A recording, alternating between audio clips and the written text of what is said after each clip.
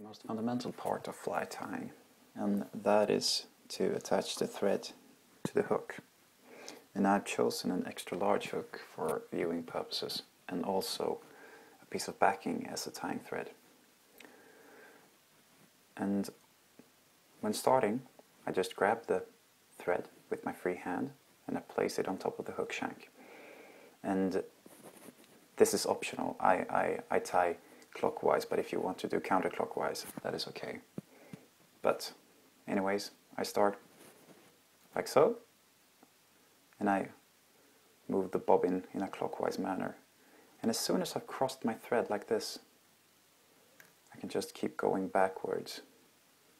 And you see that I'm still holding on to the waist piece here. And that is because it actually helps me to guide the thread, the layers of the thread here. It slides down on top of it, meaning I get very tight layers wrapped here. And when I've covered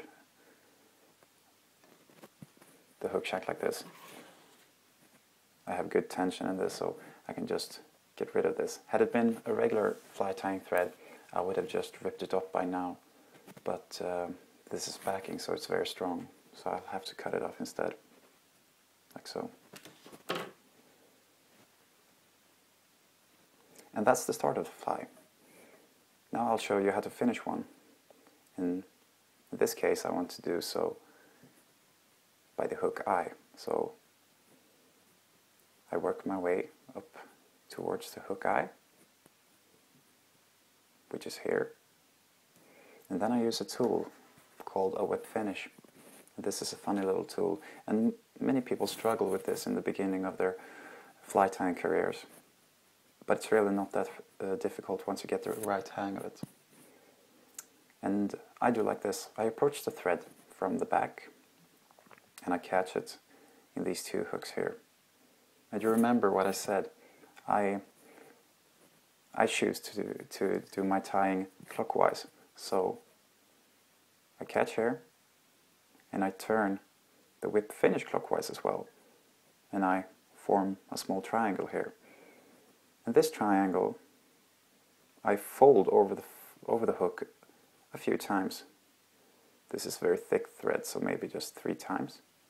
And I press the whip finish here to release one of the hooks, and I will just pull the thread here, the bobbin, and I can just slide the other hook out, and now I secured it. Trim it off, and now I made a tight and secured finish of this fly. But if you don't have a whip finish, that's no problem. I can show you a way to do these knots without one. I have a new hook here. And this time I will start a bit downwards just to give me more room by the eye so you can see it more clearly. So I start here, same as before.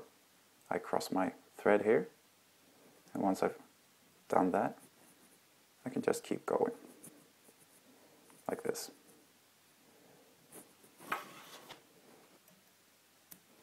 Cut off the waist, move my way frontwards to this point. And what you do instead of having the whip finish tool is that you just form a loop with your finger here.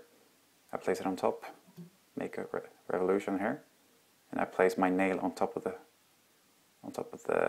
hook eye, and I just pull, like so. And you repeat this a few times.